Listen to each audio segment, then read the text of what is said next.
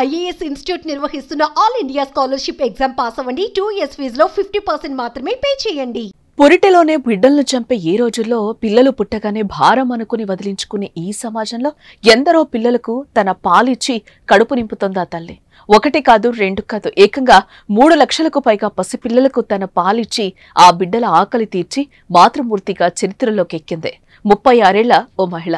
అమ్మపాలు అమృతం వంటివంటారు కదా. నవజాతి శిశువు ఆరోగ్యంగా ఉండేందుకు తల్లిపాలు ఎంతగానో ఉపయోగపడతాయి. ప్రకృతి సిద్ధంగా లభించే పాలు బిడ్డకి ఎంతో మేలు చేస్తాయి. అయితే అలాంటి అమృతాన్ని తన బిడ్డలతో పాటు ఇతరులకు పంచుతోంది ఆ తల్లి. ఏళ్ల తరబడి తన పాలను డొనేట్ చేస్తూ లక్షలాది మంది పసికందుల ఆకలి తీర్చింది. మొత్తంగా ఆ తల్లి ఇప్పటి వరకు 2600 లీటర్ల పాలను బ్రెస్ట్ మిల్క్ బ్యాంకుకు డొనేట్ చేసింది. ఈ పాలతో దాదాపు 3.5 లక్షల మందికి పైగా పసికందుల ఆకలి తీర్చింది.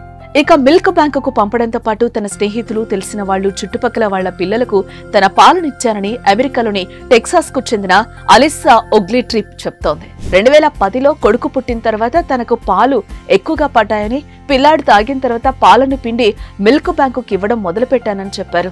ఓ నర్సు సాయంతో తాను ఈ డొనేషన్ కార్యక్రమం మొదలుపెట్టానని వివరించారు. తల్లిపాలు సరిపోకపోవడం, కవలలు జన్మించిన సందర్భాల్లో పుట్టిన వెంటనే తల్లిని కోల్పోయిన పిల్లలను బ్రెస్ట్ మిల్క్ బ్యాంకులు ఆదుకుంటాయని చెప్పారు. ఆ బ్యాంకులకు డొనేట్ చేయడం ద్వారా అవసరంలో ఉన్న చిన్నారుల ఆకలి తీర్చవచ్చని అలిసా వివరించారు. ప్రస్తుతం అలిసా వయసు 36 సంవత్సరాలు. 2010 నుంచి ఆమె బ్రెస్ట్ మిల్క్ డొనేట్ చేస్తున్నారు.